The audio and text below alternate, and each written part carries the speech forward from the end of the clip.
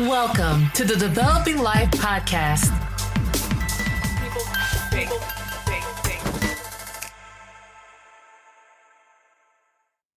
Welcome to the Developing Life Podcast. Creativity bridges the gaps between people, transforming personal expression into community engagement. How does this creative fusion encourage stronger connections and a sense of belonging? Today, we are joined by Stefan Bucher, an accomplished designer, author, and innovator known for his dynamic approach to visual and interactive arts and storytelling.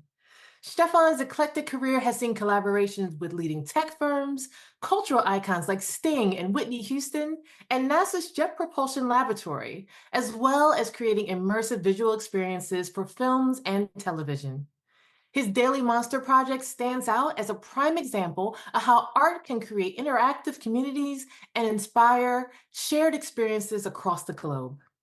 With our host, Heather Crank, we'll dive into Stefan's design approach that not only beautifies, but binds, emphasizing the significance of storytelling and how creativity serves as a powerful conduit for connection, inspiration, and building something greater than oneself. Thank you, True. Welcome, Stefan. It's so nice to have you here. So just to dig right into it, I first learned about you on Twitter Spaces when that was a thing when they were competing with Clubhouse, and you were speaking with Chris Do. So I'm curious, how did you two meet? Chris and I went to college together. I don't think we really knew each other back then. But over the years, sort of through shared friends, we got to know each other a little bit, and Chris was nice enough to invite me to a few things. And, you know, he's been such a powerhouse and continues to be such a powerhouse of education and of connecting people. And so it was just a pleasure to get to play with him in his space. So at Art Center, what did you study? I was an advertising major. And Chris, I think, was a graphic design major, which is also why we never met, because it was very, very siloed. Or we had very few points of intersection. But yeah, I was an advertising major based on the idea that I would be able to do illustration and graphic design and writing and music and film and everything, and kind of mash it all together, which was true in school. And then as soon as I went out and worked for an ad agency, that little dream of mine got crushed mercilessly and quickly. And they were basically like, sit here, we're going to slide some headlines under your door, make it look good, type monkey. And yeah, so I lasted not very long at that. So is this where your love of letter forms began? Was it with the advertising focus? I think my love of letter forms began as a child. I mean, this was growing up in Germany, not, sort of ludicrous to say like, oh, well, like Germany where we have letters. There's letters everywhere. But I mean, I grew up in a town that's at this point is like 800 years old. It's a Renaissance town. And so there's, first of all, just a lot of buildings where there's gilded letters, roughly hewn out of the wood on the side of the building or carved into the stone. And so you're just surrounded by really exquisite letter forms all day long. Wow. My parents were big book nerds. And so that was always around. My dad in particular was very into old books as well. So he would go to the swap meets and just find all these old books. So there was always structure and all this old calligraphy around.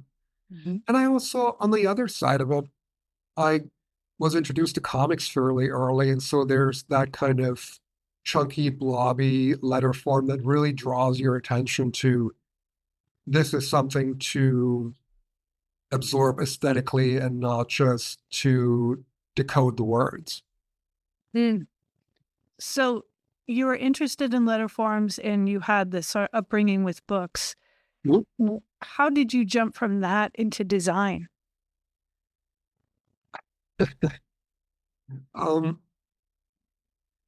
I always say that the German national anthem should be actually, um, the way I got into design was me seeing things that bothered me and trying to fix them. Mm. And so I would see cartoon characters that I thought were drawn the way I thought they should be drawn, seeing ads and books and titles that weren't designed the way I thought they should be designed. Mhm. And because I was an obnoxious child, I would just go up to people and say, I don't like the way you did that. Can I please do it better? Wow. And what and how it happened sort of concretely was that I was part of a particular fandom and they had a fanzine and they invited me. They said, oh, you showed us this drawing. Can we print it in the magazine? And I was like, Oh, and I was 12 at that point, and wow. I was just absolutely hooked by seeing something of mine in print. Yeah. Um, and so then I got very, very involved in the magazine and started doing titles for that, which is where the lettering first came in. Mm. And then I started doing covers and layouts and all that kind of stuff. Mhm. Then around 15, I had a falling out with them because I was 15. And they were being mean to me. And so I was like, I'm gone. I'm out of here. And I thought, okay, well, how do I still get my stuff printed? Because I needed my fix. And so I decided to just pick the worst ads in my local newspaper, redraw them to the same specs, and then just go to those stores and go, listen, I don't like the way your ad looks. Here's a better version of it. If you give me whatever, 50 Deutschmarks cash, I'll cycle down to the newspaper and make them swap it out. Wow. That's exactly how my advertising career started. And that's how the idea of going to advertising school originated. It was like, well, I'm already doing advertising. Let me just learn how to do it properly. So what was their response to you when you walked in and said, I don't like how you laid out your ad? Like how did they respond to your feedback? It helped that I was 15. I mean, I was pretty much the same height I am now, but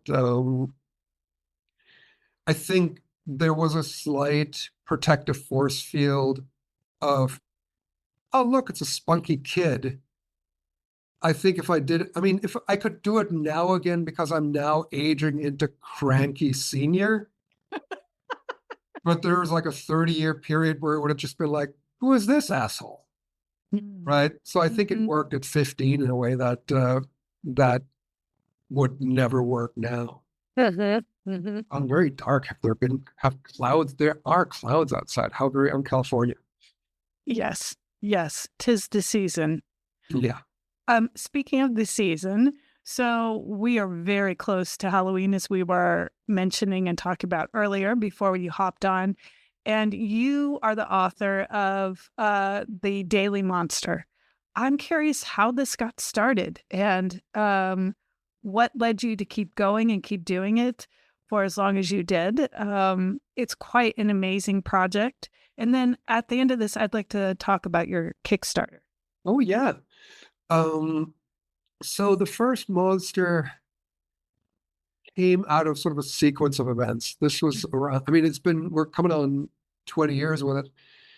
So around 2005, I'd done a lot of proper graphic design. I started out as a kind of comic book guy, Mhm. as I mentioned, with the fanzine and everything had that kind of handmade aesthetic. And Mhm. then I learned how to do proper design and do the sort of Swiss modern thing and everything, which I really took to, and it became very sort of flush left, ragged right. Everything must be just so to the point. Oh, grids are a very good way of presenting information. Love. And at some point, I was like, oh my God, like I'm actually the stick up my ass is getting bigger and stronger, and I don't like it. And so I was taking my inspiration from music. I was like, how can I loosen up? How can I just be more relaxed and have something that's more spontaneous and that isn't just so spiritually constipated? Mhm. And so I started experimenting with blown ink and with throwing ink and Mm. everything. And I made a post. And what came out of it is that I had just all this blown ink. And I was like, well, maybe I'll make into stocks for flowers because that's what it looked like to me at the time. And I made a big poster called 344 Flowers. Mm. And then it sort of just sat there for a year. And then I was in a fairly miserable romantic relationship. And that somehow congealed into like monsters were appearing in my head. Ooh. And but it was kind of a friendly monster support that Mhm. appeared to me on a drive on the freeway. And it just appeared on my arm, the first one. And I'm not a vision prone person. And so I paid attention to that. Went home, drew it, turned out nothing like the character that I saw in my head, but I enjoyed the process very much. And I thought, I'll turn this into a book. And we spoke earlier before we hopped on about my kind of noise sensitivities. And so I thought, what is the narrative framework for this? And so I called it the upstairs neighbors Mm. because I was like, oh, these are the creatures that are making all the noises that are driving me to distraction. Mhm. Made a whole beautiful dummy of it and got the book bound and everything and tried to shop it around to publishers. And it was taking a long time. And so I thought, how do I keep people interested? And so I was like, well, maybe I'll do like drawings on camera. Mhm. YouTube at the time was a year old. And I was like, well, I've pretty much missed YouTube as a trend. Mhm. But maybe I'll hop on at the very end of YouTube. And so I was like, do I do the Daily Doodle or something? And I was like, oh, the Daily Monster. Like, I'll draw these characters and that'll be great to show publishers also that that's happening. Mhm.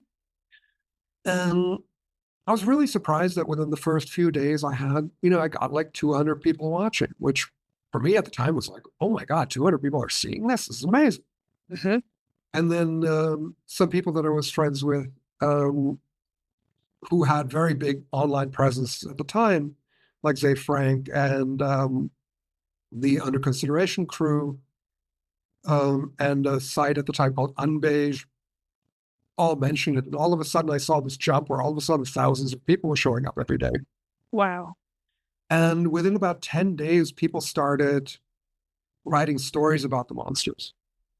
And that came out, somebody asked me, like, oh, what's the name of this monster? And I would like to present it as a flash of inspiration and creative genius, but in a revelation of true laziness. I said, I draw them, you name them. Mhm. Mhm. My job is to create the character.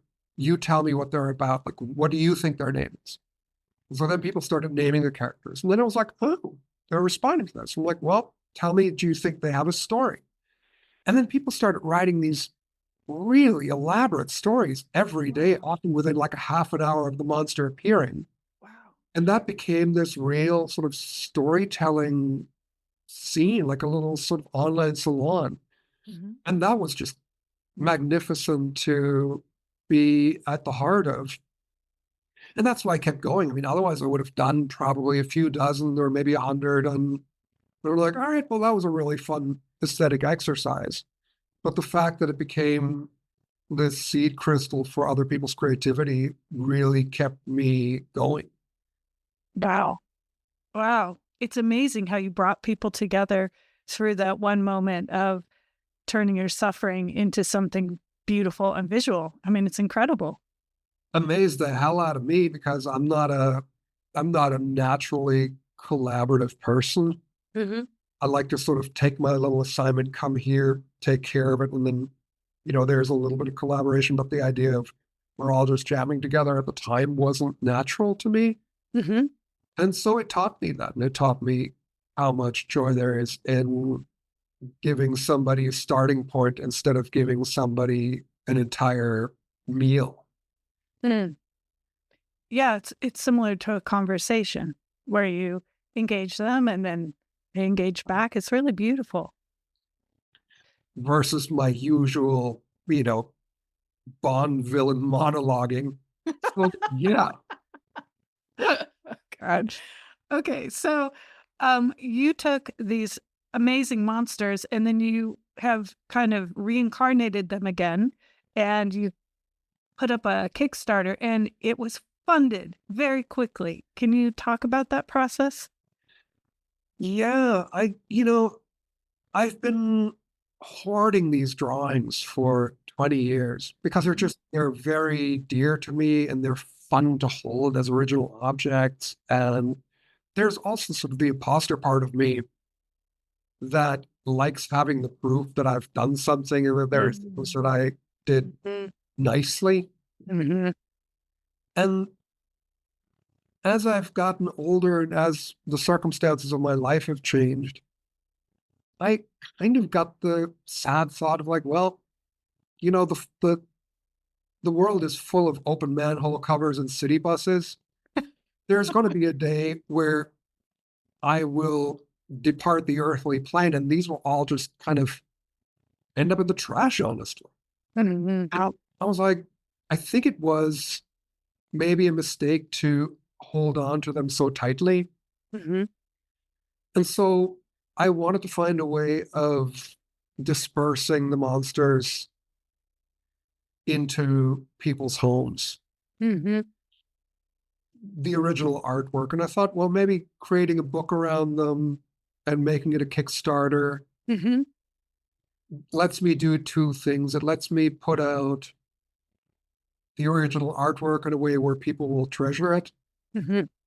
And also, it gives me a chance to create a collection of the ones that I think are the best drawings, because Mhm. some of them got really popular because of where they appeared, or at what moment they appeared, or what story they suggested, Mhm. but they weren't necessarily the best drawings as illustrations. And so I wanted to, just out of my own personal vanity or need to make an editorial statement, say these are the 250 that I think are the best artwork.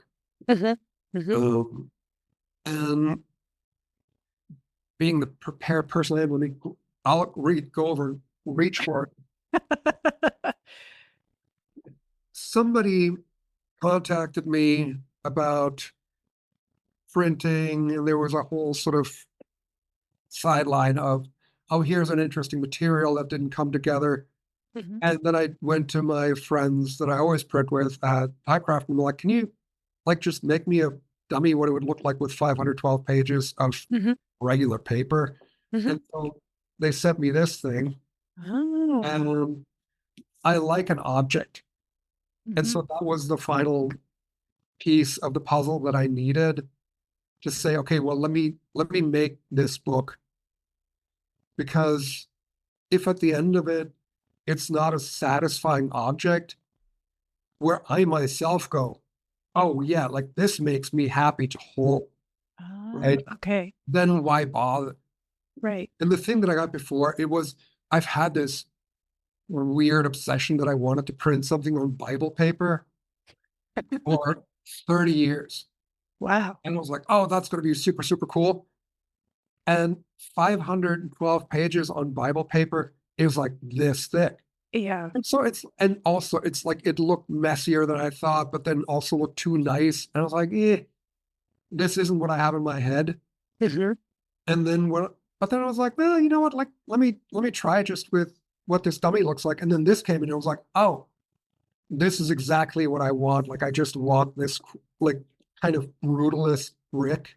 Mhm. Mhm. And I'm currently in the design of it, dealing with, I want this, like I want all white edges to it.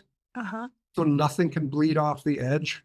So I'm in some ways modifying some of the monsters so that the ink tendrils actually cut off so that it doesn't bleed off the page, Mhm. just so that I can keep this really brutalist, pure aesthetic of it.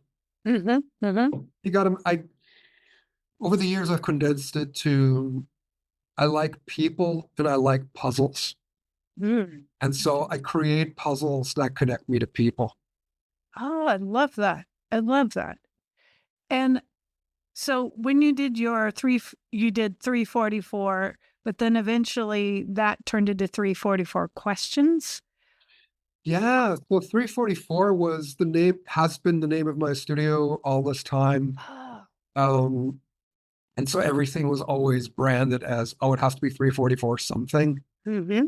And yeah, and so the questions book um, was also, how do I connect with people and how do I share some of the stuff that's going on in my life in a way that isn't just self-indulgent. Hmm.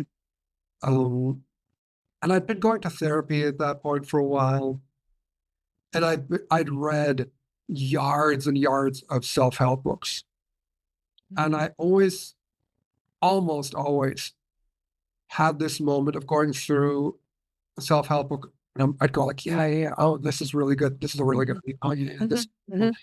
And then it would sort of go into a little bit of the background of the author, and they would tell a personal story. And it was like, well, when I was born, in the quad of Harvard Exeter, and my parents, who happened to own a movie studio, said, why don't you direct a film? And I'm like, oh, fuck off. Right? I mean, one of the co-creators of The Simpsons, I was like, oh my God, like, how did you become the showrunner for Taxi at 23? It's like, well, my mother who ran MCA at the time, and then my father who was an agent, and then when we were literally growing up down the street from Elvis, like, oh, go, right? And still, like, you're still a genius and you still did amazing work, but come on, like, how is this actionable for me? Hmm.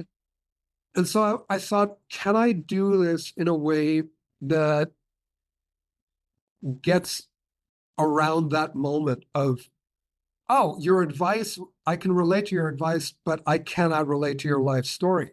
Hmm. And so I thought, how do therapists do it? They just ask you questions. Hmm. Like, your therapist will go like, well, when I was growing up as a wee little psychotherapist, Yeah. yeah, it's like, oh, how do you feel about that? Oh, what does that bring up for you?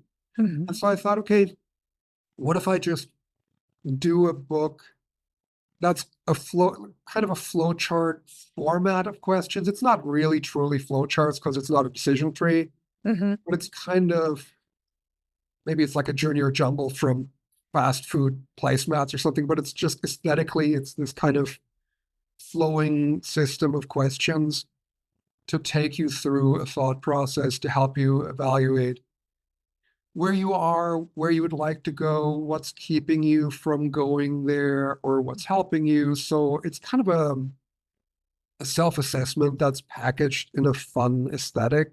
Hmm. Um, Looks like this. Yes. Um, and yeah, and then oh, I'll call it 344 questions because 344 is the studio, and that was sort of what it was known for. Yes. And then at this point, there are how many bonus questions? It's about 3,000 questions. Wow. So originally it was 1,484 bonus questions, but now in the expanded edition, there are another 874 Wow. because I like to provide a good value. Yes. And I'm just going to quote this here 344 questions, the creative person's do it yourself guide to insight, survival, and artistic fulfillment, which is beautiful. You also read these on TikTok, which I found, was it during the pandemic, maybe slightly after, which I love. You have the most amazing voice. And when you read these, it's like a bedtime story. How did you get on TikTok?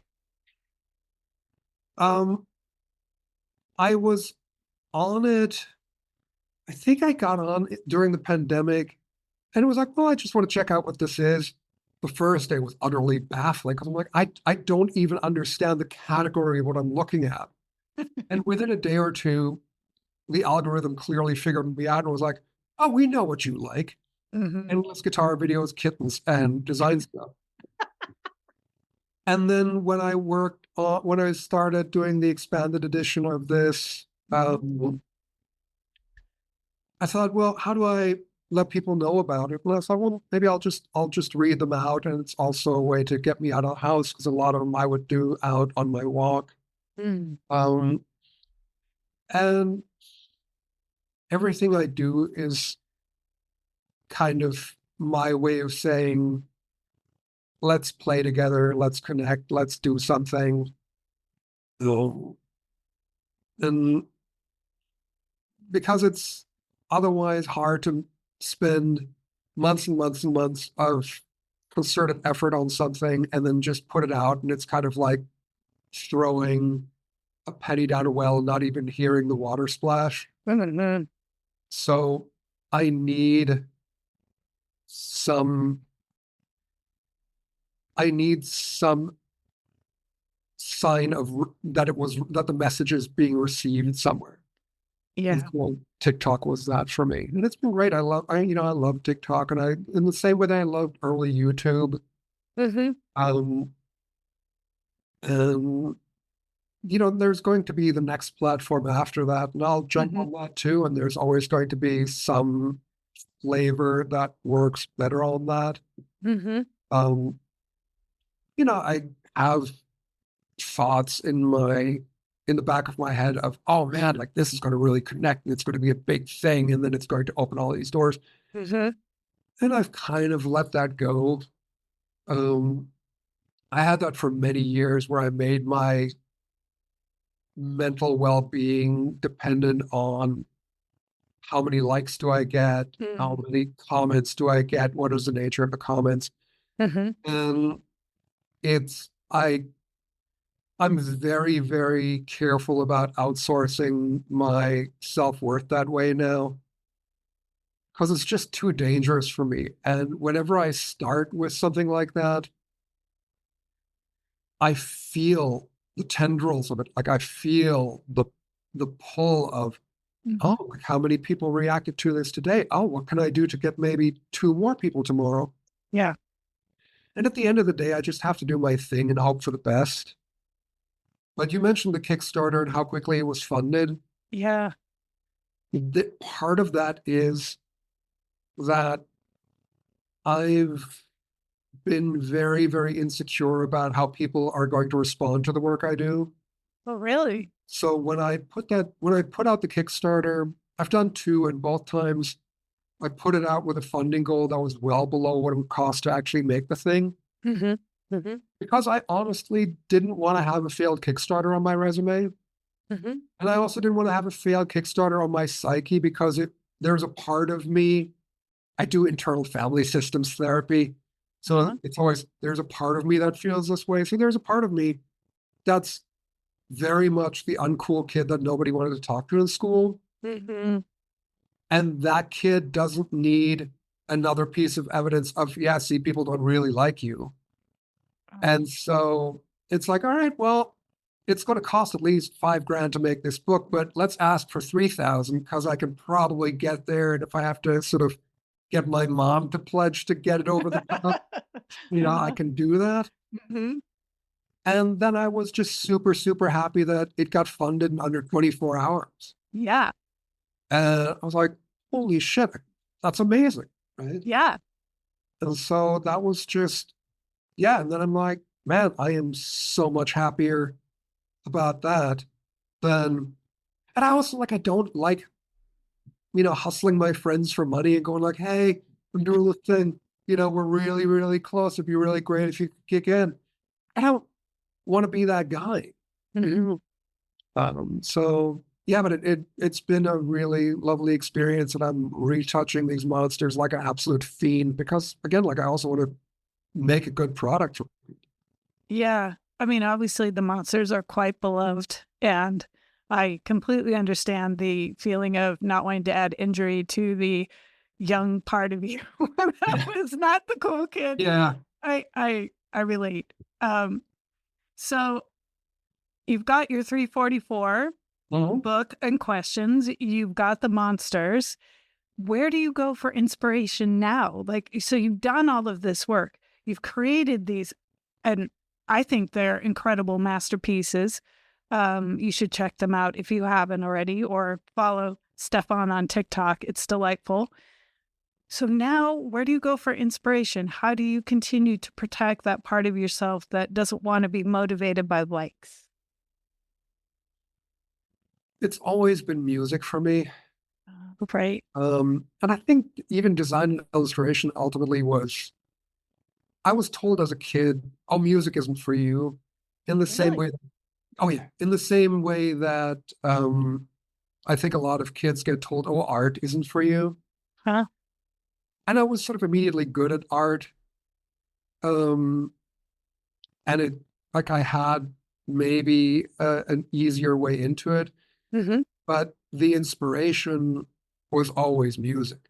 Mm. I mean, even when I was 4 or 5 years old, I mean, I'm of an age where the first songs I consciously remember are Dancing Queen by ABBA and Another Brick in the Wall by Pink Floyd. Mm-hmm. Also kind of maybe the emotional arc of my life.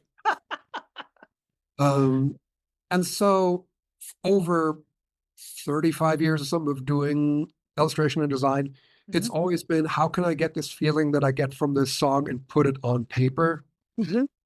which is in some ways a fool's errand because you just can't get there. It's just a different mechanism. Mm-hmm. I occasionally hear about people that say, oh my God, I went to the museum, I saw this painting and it made me cry. Mm-hmm. And I'm so jealous of that Mm. because I don't have that capacity. Oh. Because when I go into the museum, I go in and I'm like this. I'm like, oh yeah, I'm 2 inches away from the painting and I'm like, I see what you did there. Yeah, yeah, yeah.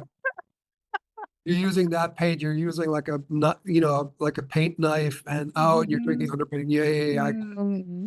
Like I always go into it that way. And with music also, I mean, I'll go like, oh, like what instrument did you use? And especially now that there's these apps that pull songs apart into the stems. Mm-hmm.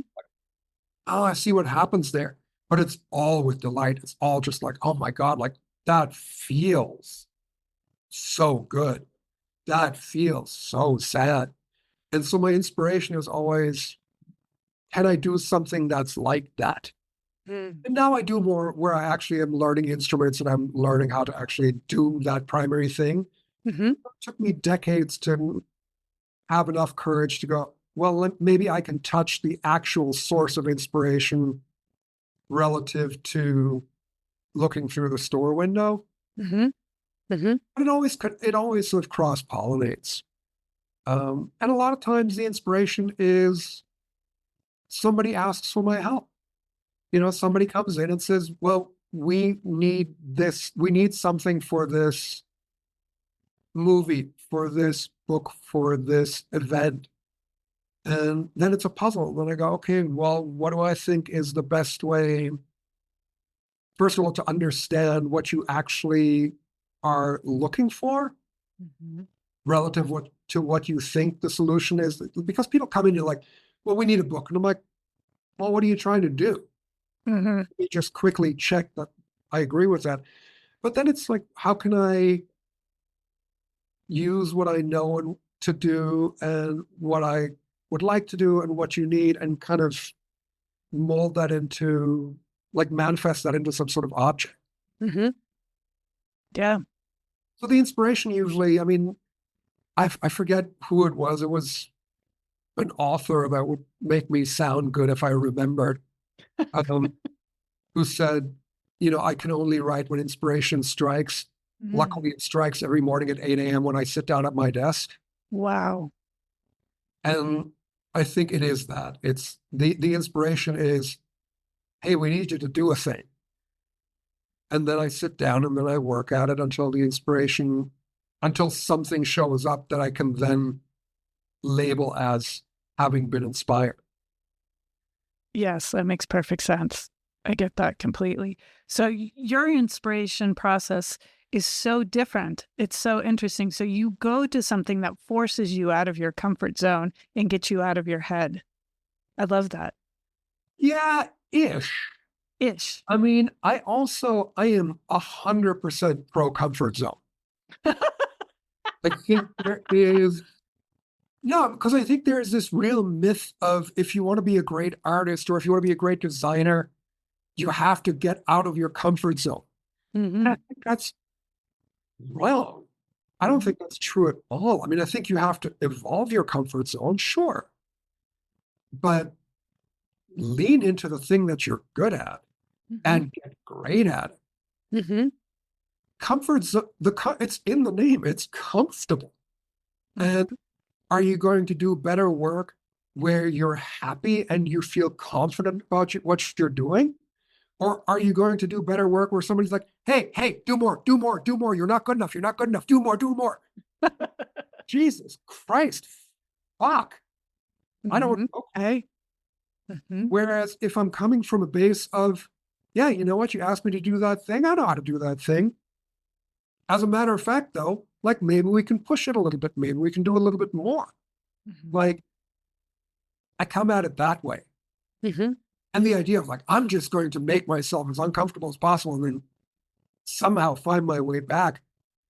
I'm a comfy person. I'm a man of leisure and snack foods. And that's how I've built my entire career. And I have ambition and I have integrity, I hope, and a desire to do well by people and to do something that's delightful. Mhm. And to be delightful, I think there has to be some surprise to it. Mhm. Um, and the surprise can be that what I do is naturally different from what a lot of other people do. Mhm. It can also be that for the people who already know what I'm doing a little extra to do more new stuff that's new, even to the people that have gotten used to what I already do. Yeah. Mhm. And yeah, no, the opposite. Like I try not to leave my comfort zone. I just try to expand my comfort zone. Interesting. Wow. I love that. It's true. It does run counter to a lot of the design advice that's out there, or just artistic advice in general. Well, Um, because there's a self promotion aspect to it. mm, Because what I'm saying doesn't sound particularly cool or heroic. It's like I want easy mode plates. mhm. I want, well, not easy, but ease. Right. I would like things to be gentle and harmonious and loving. Mhm. And I don't thrive on confrontation. Mhm. And that is confrontation with clients, confrontation with the work, challenge, sure, evolution, Mhm. sure. Mhm. But I don't strive on, well, I'm going to show you, Mhm. like, you didn't believe in me. And I'm going to show you. No, Mhm. somebody tells me, oh, I don't believe in you. I'm like, oh, God, yeah, no, you're right. You're right not to. Because there's part of me that's like, yeah, no, no, no, you're absolutely right. I do suck.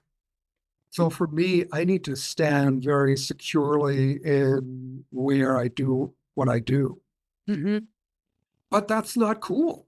It's so Mhm. much cooler to go like, yeah, and I showed it to 100. I showed that book to 100 people. Nobody wanted it. Then finally, I showed them all. Oh, Mhm. if I show my book to 3 people and they go, that sucks, and I'm like, yeah, no, you're right. Let me just never mention it again.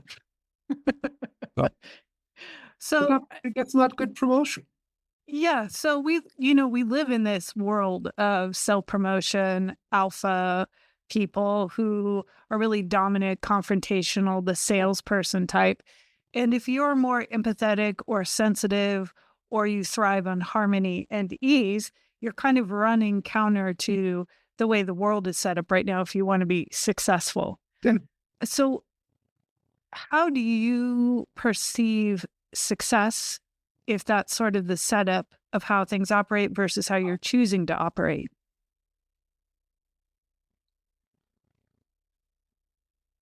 a lot of these things I say now, and I felt for a really long time, I'll also serve, I'll surf a wave if it comes my way. Yeah. And I've had the good fortune of having had some nice waves over the years. Mhm. And I've been really good about saving my money. Mhm. And when I talk to design students now, they want to talk to me about type and all that kind of stuff. I talk to them about, do you have a savings account set up Mhm. that pays you a decent rate of return? Do you have, like, can you start a mutual fund or something like that? My definition of success is I don't have to do anything I don't want to do professionally. Mhm. I live very humbly. Like, well, what a bullshit, conceited thing to say. Very humbly, you see. Let me stroke my scarf. No, I live on a small footprint, Right. and I'm very lucky that I don't have house lust or car lust. Mhm. Um, you know, I like a good pastry, and I Mhm. like a nice scarf, and that's Mhm. kind of it. Mhm. And so I don't have to make a lot of money to live comfortably. Mm-hmm. I don't have to spend a lot of money to live comfortably. And Mm-hmm. if somebody looks at me in a way that I don't like, I don't have to work with them. And that's success to me. Mm-hmm. And especially now, it used to be that my work was it was my bid to be loved. And it still is, but I have to do it less. And I have a little bit more, not detachment from it, but I hold it in a better perspective. Mm-hmm. But for 30 years or so, I took every job that came along because I was like, oh man, if I really nail this one, and if I pick the right color and I pick the right font and I produce it just so where the press run is perfect, the gates of heaven will part and a divine light will shine upon me and I will be showered with the love and affection that I crave. And eventually, about 8 years ago, some things happened where I was like, oh, I'm on the wrong train going in the wrong direction. This isn't going to work this way. And I've actually zoomed right past what I want because I thought that this was the tool to do it, my professional output. And then I was like, oh no, wait a second, that's not how that works at all. And so now success is just, can I be softer? Can I be gentler? Can I actually allow myself to feel what I'm feeling and still function? And I don't succeed every day. There's a lot of days where I'm just like, why am I here? Why am I doing anything? And it's just, can I make it to snack time? And but then there's other days where it's like, all right, well, like there's an idea in my head that feels like I want to pursue it, and I have the spoons to pursue it. Mm-hmm.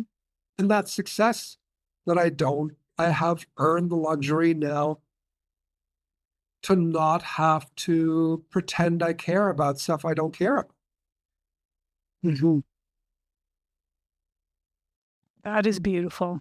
I applaud you and your integrity and your courage to pursue the truth that you find in yourself. That's not an easy path. And and it it takes away some community and adds community elsewhere, and it evolves. And there's a point in between where you're sort of between the worlds a little bit. Mm-hmm. And that's uncomfortable. You're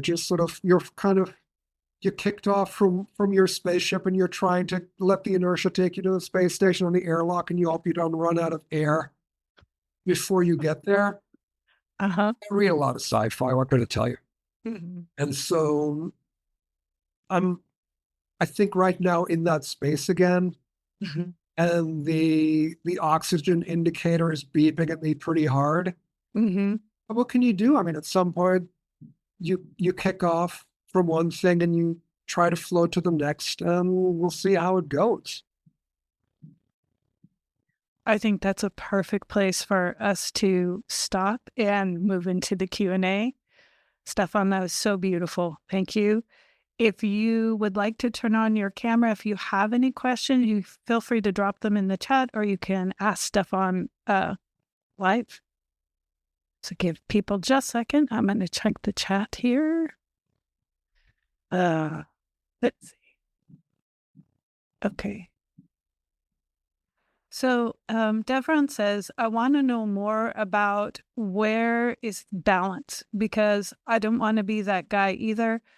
But also friends are supposed to support you. Such a difficult feeling space to navigate.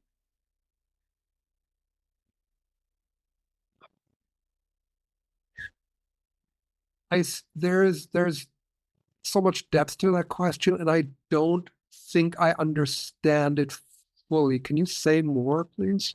He says, I would love to ask what one personal belief or guiding principle has been the most powerful along your journey, or perhaps one piece of advice that's always helped you to create peace inside yourself. I'm sure. Hey, Hey, Devron, welcome you back can up. ask yourself. Hey, yeah, of course. So the first question, I know that you said in your conversation that you don't want to be that guy that's approaching your friends, asking them for support. but at the same time, it's kind of like that is a like fundamental step for the people that are closest to you. So how do you balance that? And if it is too complex, like it's something that I struggle with. Like I would Yeah. love to reach out to more friends and family for support, but I hate selling. So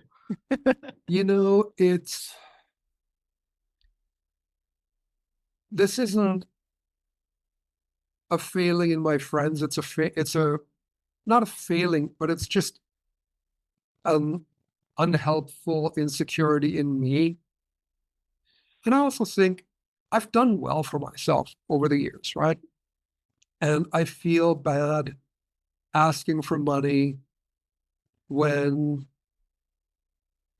let's just be brass tacks. If I said I want this book to exist, I need to write a $5,000 check to make that happen, I can do that, right? And so I feel like, oh, I don't need this. But I was listening to an Alan Watts lecture the other day, and he said in India, if you go to a sage, you have to wait months and months for them to see you because they want you to be committed to it, so that you don't just get the teachings for free, because then they won't mean anything to you. And he said in the West, they won't wait, but you do the same thing. You achieve the same thing with money. And so there's a little bit of a commitment that comes with contributing that way, which I think the Kickstarter thing to some degree touches on.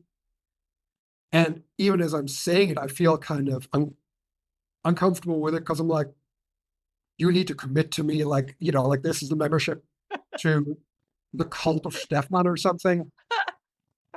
All of it makes me uncomfortable. And I think what this recent Kickstarter showed me again, as the first one did, is there are people who are genuinely excited to be a part of it. And I don't know what it says about me that surprises me, that maybe I'm cheap or parsimonious spiritually or financially. We're like, oh God, do I have to give you money? But every once in a while, there's something like, oh my God, what a cool thing. Like, I want to support that. And it comes as such a shock to me every time that people feel that way about stuff that I do, and that they're willing to genuinely be part of something in the process versus just buying a product. yeah. And that's still something I'm learning to do, kind of a trust fall into somebody else's wallet. Yeah. And it's so uncomfortable, but again, like I'm learning, and I also, part of how I do it is I set that a goal, a funding goal that was below the threshold of what it needed to actually be covered. Once it's covered, and once that goal is reached, then at least I can let friends know, and I can say, hey, I'm doing this thing. I want you to know about it, but you also are under no obligation. Like, if you don't contribute to it, I'm fine. And so it is this odd dance of, no, I would love for you to be a part of it. And I would love, like, for me, the big thing is, like, for me, like, the biggest joy is even just putting their name in the little contributor row in the book, and go like, hey, like, look, Ma, I've got friends now. So there's still that part, but it is so hard. And you're absolutely right. Like, we're supposed to have friends, and we're supposed to help each other out. And over the years, it's not been a consistent experience for me that I could rely on that. And there's a lot of pain around that for me, that I struggle with in different aspects of my life all the time. But yeah, I think you're absolutely right to go out for it. And what's guided me over the years is I want to be there for people. And that could take different forms. And I often worry that I'm not doing enough for people. But sometimes it's also just like, hey, one of my best friends, we just send each other endless kitten videos. And all it is hey, thinking of you, like, hey, I'm alive, you're alive, we're alive together, cool. That's all it takes. Like sometimes it's like, oh, hey, I'm working on this graphic. Can you take a quick look at it and see if it's good, or can you help me? Like I had a friend reach out to me, and he's like, man, like somehow when I save this PNG, it's getting pixelated on the ends. I'm like, oh no, I know how to fix that. Like, let's just quickly get on the phone and we'll work it out. Like, I think that's just what I want to do, is just be there for people. And of course, there's going to be times when I need to be there for people in a big way. Mhm. I am of the age where I need the occasional colonoscopy. And I've had a 5-month period where I would frequently make myself cry because it was clear to me that I had nobody who would drive me. Oh. And they don't let you take a cab because the sedation is a thing. Mhm. And it's a liability thing. And I'm like, I've come to this point in my life and I don't have somebody who will drive me. And I asked a friend after much worry that they would say no. And they were like, oh yeah, of course I'll take a half day. I'll drive you. No problem. And I started crying to him on the phone immediately. I just immediately burst into tears. And so I think if I can do a little part to make the world not that for somebody else, that's what I'd like to do. I don't know if that answers your question about Kickstarters. Yeah, no, it definitely does. No, that was beautiful. I appreciate it. Yeah. Matt, did you want to turn your camera back on, or are you just hanging out? You can let me know in the chat. That was so beautiful. Yeah, I have a lot of the similar feelings you do. I think that's just beautiful. Oh, hi, Matt. Thanks, Heather. Hey, Stephen, how are you? All right. Yeah. I'm listening to the conversation here, and I'm familiar with your work. I had a chance to work with you at Zocalo, doing some illustrations for you. I appreciated reaching out, having you reach out and ask me to do that. I guess the one thing I'm so curious about, when someone has created their own device that they're going to be putting out into the world, what is that process that makes you think that everyone is going to want to get into this, that doesn't, the process that supersedes stopping yourself? What happens, or what does it take to put something out that's so personal to you, something that you want to put into the world? How do you jump over that stopping block? The very condensed answer is competence, skill. And this is why I'm constantly obsessed with getting my skills to the highest possible level. Because if my skill is to a point where I'm happy with it, where I go, this is competent work, then that's all I need to put it out there. Because beyond that, it's just opinion. Then you can go like, yeah, I think that's bullshit. Like, I don't agree with that at all. But it's well produced. That's fine. Like, that's all I need. If somebody comes to me and is like, well, I agree with that, but boy, that's a janky looking piece, then I'm like, okay, that was under my control. I could have done that better. But this is why I am obsessed with production. I mean, the level of retouching I'm doing on these monsters would, blow your hair back. And what I do on press, and also the way I learn when I'm learning music now. And the problem is, it's also, in some ways, it's holding me back because there's stuff that I'm not doing because I don't feel that I'm technically good enough yet. And that's also because I'm working in this little sort of self-imposed vacuum. But in terms of how to put out something that feels personal, it's skill, and it creates a little force field of protection to say, yeah, you can say whatever you want about my opinion or about my artistic intent or any of that stuff. but you cannot possibly attack my means of delivery.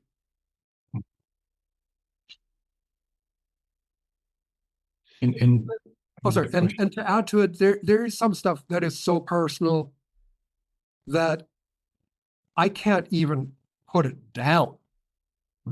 Like the idea of making something that truly expresses intentionally what I'm feeling is at this point still entirely impossible to me. I wouldn't even know how to start. It's not even like, oh, I don't dare. Like I wouldn't even know where to begin. But I'll make something that's funny, or I'll make something that's sincere in some other way. And then I'll occasionally show it to my shrink and he'll go like, and I'm like, yeah, I just did a funny thing. And he's like, did you? Doesn't seem that funny to me. Seems like you're talking about that thing. And I'm like, oh shit, it slipped out the cracks. And I think sometimes that's how it happens. Mm-hmm. Sorry, I interrupted you. You were going to say something. Having put out something personal into the world and feeling confident with it, once it's out in the world, specifically this thing that you put out into the world with the monsters, what surprised you? You put it out into the world, it comes back. What did it surprise you with when it came back? How did it change your world? Just that, first of all, the fact that people liked it at all surprised me a little bit. And that they saw it in a lot of ways the same that I did, that they really saw them as like little living characters. Because to me, they're very much alive, and I get very kind of invested in the emotion of every one of the characters, or like the eyebrow raise, or the tilt of the head, or the gesture is like, it really is very emotional to me. And so the fact that I picked up on that was a big surprise. And then just the fact that they invested their own time in it to say, oh, not only am I going to view it and enjoy it, I'm going to take some of my energy and build on that. Blew my mind. Because I had put myself in a space where I grew into the kind of shape of tree where I'm over here, you're over there, I'll wave at you or something, but that's your thing, this is my thing. And the fact that they were like, oh, I'm going to take your thing and I'm going to play with it. And that was a really beautiful, joyful thing, was just blew my mind. It just, I hadn't been introduced to that way of being. And it is very musical. It's like, oh, let's jam, right? And part of it was facilitated by the fact that it was and is, when it's going, a daily concern. So it's like, all right, well, this is what we're doing on Monday. If you like it, great. If you don't like it, there's going to be another one tomorrow and the day after that.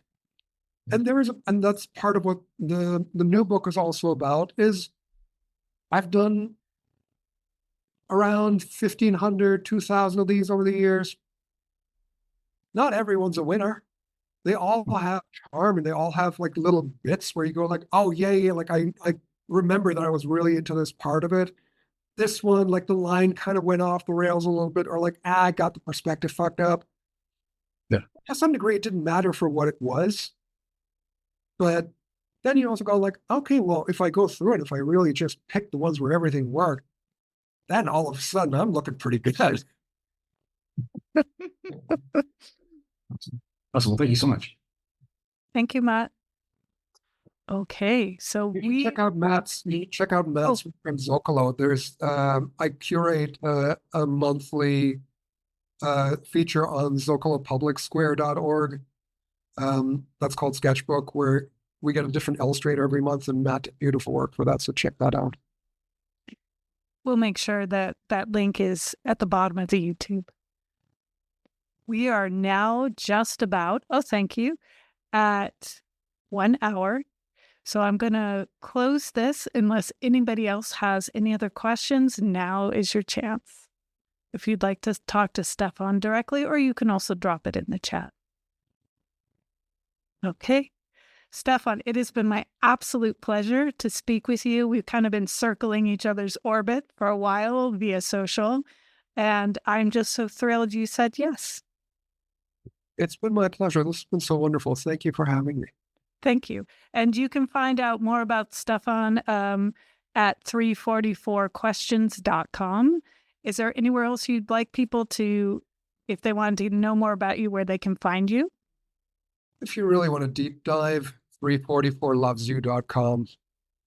Oh, that's beautiful. Okay. Thank you, everybody. And Stefan, if you can just hang out for a second, we're going to close the room. Thank you again for showing up for another Developing Life podcast.